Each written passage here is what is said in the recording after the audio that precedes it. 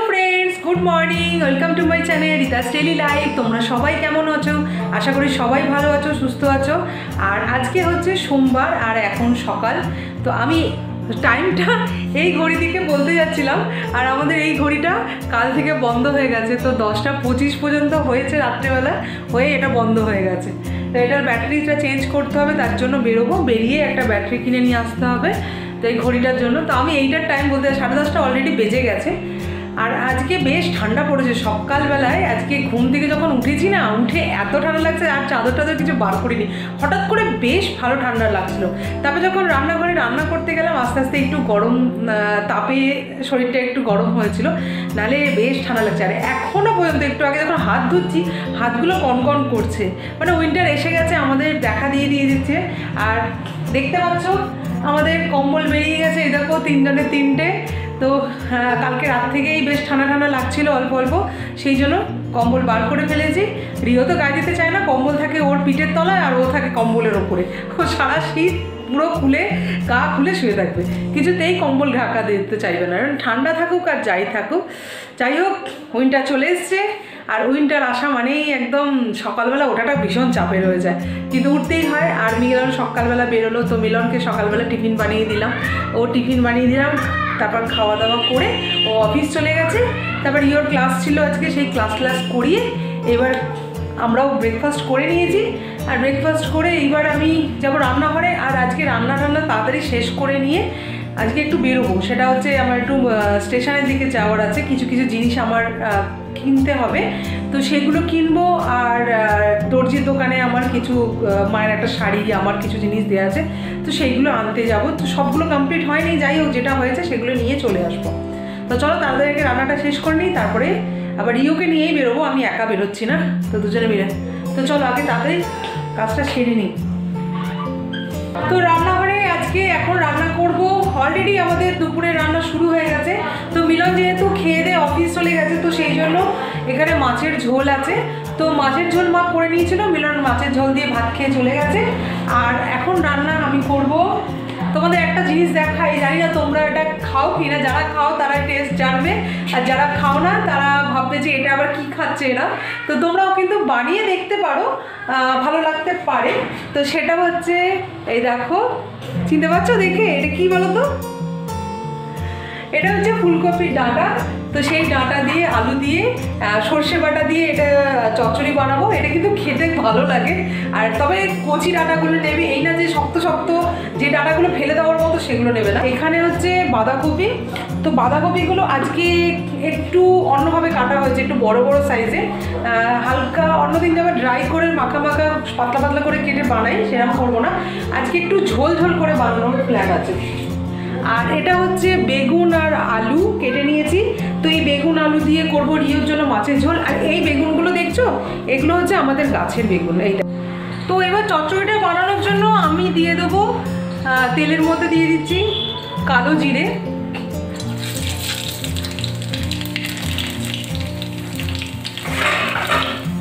তারপরে একটু আলুগুলো দিয়ে ভালো করে ভেজে নেবো।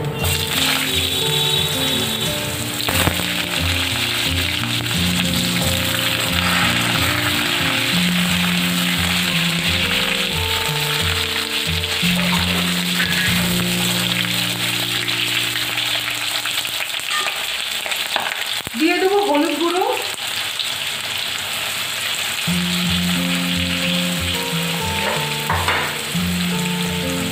আর দেবো স্বাদ মতো নুন।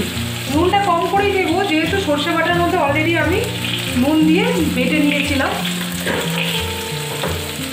সর্ষে বাটাতে নুন তো দিতে হয়, তোমরা জানো যে সর্ষেটা নুন দিয়ে বাটলে সর্ষেটা তেতো হয় না।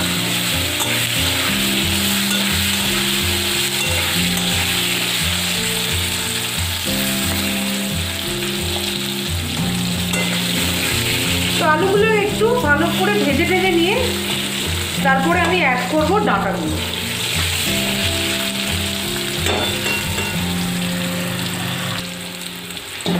তো ডাঁটাগুলো দিয়ে দিচ্ছি। এবার এর সাথে না কচি যে পাতাগুলো আছে সেগুলো ওর সাথে দিয়ে দিয়েছি, তাহলে খেতে ভালো লাগে। শুধু শুধু ডাঁটাগুলো খুব বেশি টেস্ট লাগে না, সেই জন্য অল্প করে কচি পাতাগুলো অ্যাড করে দেবো তোমরা।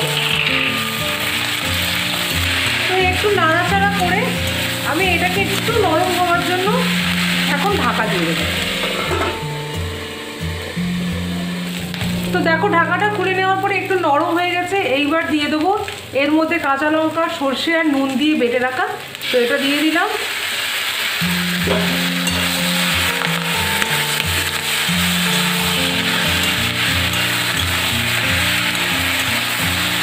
একটু নাড়াচাড়া করেই এর মধ্যে অ্যাড করে দেবো বাকি যে এর মধ্যে সর্ষে আছে সেটা শুধু জলটা।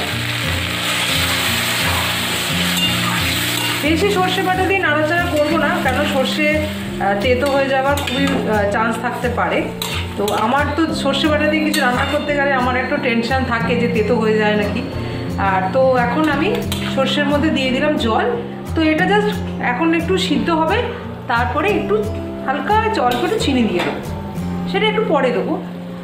তো দেখো জল বেশ অনেকটাই দিয়েছি, কারণ জল একটু বেশি করে না দিলে ডাঁটাগুলো সিদ্ধ হবে না।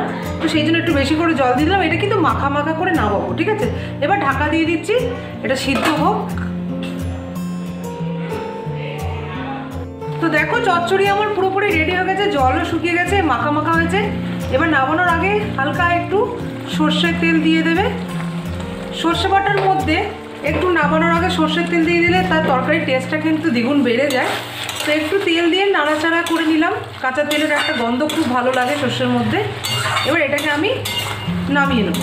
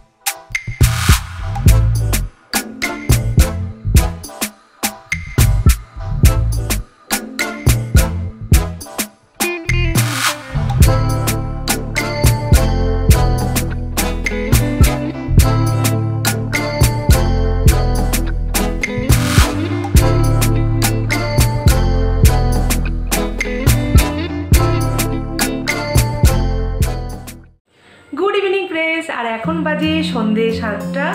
তো সন্ধে 7টা বাজেনি, মানে পৌনে 7টা বাজবে হয়ে। আর আজকে যখন বেরিয়েছিলাম স্টেশনে, তো বাড়িতে ফিরে আস্তে আস্তে অলরেডি 2 বাজে 10। তো এসে খুব তাড়াহুড়ো লেগে গেছিলো, স্নান টান সেরে খাওয়া দাওয়া করতে হলো। রিওর খাওয়ার অলরেডি একটু দেরিও হয়ে গেছিলো। আর আজকে গেছিলাম উইন্টার শপিংও করতে। তো প্রত্যেক বছরই রিওর জন্য উইন্টার শপিং হতেই থাকে। তো উইন্টার শপিং কেন করি, কারণ হচ্ছে ওর মানে আগের বছরে যে প্যান্ট কেনা হয়, এই বছরে সেই প্যান্টগুলো কী হয়ে যায়, লম্বায় ছোট হয়ে যায়। আর জামা কাপড়ও তাই, হাই নেকওয়ালা যে গেঞ্জিগুলো যেগুলো একটু বড় থাকে আমি রেখে দিই নেক্সট বছরের জন্য। আর যেগুলো লম্বায় ছোট হয়ে যায় সেগুলো তো আর পরানো যায় না, আবার কিনতে হয়। তো সোয়েটার এগুলো দেখি প্রত্যেক বছর কিনতেই হয়। তো যেহেতু একটু ছোট ছোট হয়ে যায় আর কি। তো গেলাম, গিয়ে রিওর জন্য কী কী কিনেছি সেটা তোমাদেরকে দেখাই। টেলারেও গেছিলাম, টেলারে কিছু জিনিস আনার ছিল, আদার জিনিস দিল না, তো আবার একদিন যেতে হবে। আর আমাদের যখনই যাই স্টেশনের দিকে একেবারে বেশ কিছু কাজ নিয়ে যাই, যাতে করে একেবারে আসতে পারি। রোজ রোজ তো এরকম অটো ভাড়া টোটো ভাড়া দিয়ে যাওয়া সম্ভব না। তো যাই হোক, দেখো রিওর জন্য কি কিনেছি সেটা হচ্ছে এই হাই নেকওয়ালা যে গেঞ্জিগুলো, এইগুলো বাড়িতে পরার জন্য ভীষণ ভালো। এই দেখো, এই গেঞ্জিগুলো দেখতে পাচ্ছ হয়তো, এই যে গেঞ্জি। তো এই হাইনেকগুলো গেঞ্জি এরকম দুটো কিনেছি, একটা এরকম ইয়েলো কালারের আর একটা হচ্ছে এরকম ব্লু কালার, দুটো। তো ভীষণ সুন্দর, দেখো কালারটা, ইয়েলোটা ভীষণ ভালো লাগছে। আর আরেকটা জিনিস কিনেছি, এটা এই দুটো একই জিনিস। আর এটা একটা কিনেছি, এটা হচ্ছে উলি কটের, দেখো এই দেখো দেখাচ্ছি নামটা, উলি কোট। তো উলি কোটের এগুলো বেশ গরম হয়, এই দেখো এইটা, এটা হাইনেক ওলা না, দোকানেই বললো হাইনেক নেবেন না, কারণ হাইনেক নিলে অস্বস্তি লাগবে, পরতে চাইবে না। তো যেহেতু একটু ঠান্ডাতে বাড়িতে এগুলো সোয়েটার না পরিয়ে এই উলি কোটের জিনিসগুলো পরালে বেশ গরম হয় শরীরটা, তো সেই জন্য এটা আপাতত একটাই এনেছি। তো মা বলছে বেশ ভালো, তো তাহলে আরও একটা নিয়ে আসতে হবে। তো এরপরে যেদিন যাবো আরও গিয়ে একটা নিয়ে আসবো। আর একজোড়া মোজা নিয়ে এসেছি, দেখো কি কিউট মোজা। তো চলো তাহলে আজকের ব্লগটা এখানেই শেষ করে দিচ্ছি। তোমরা সবাই ভালো থেকো, সুস্থ থেকো, সাবধানে থেকো।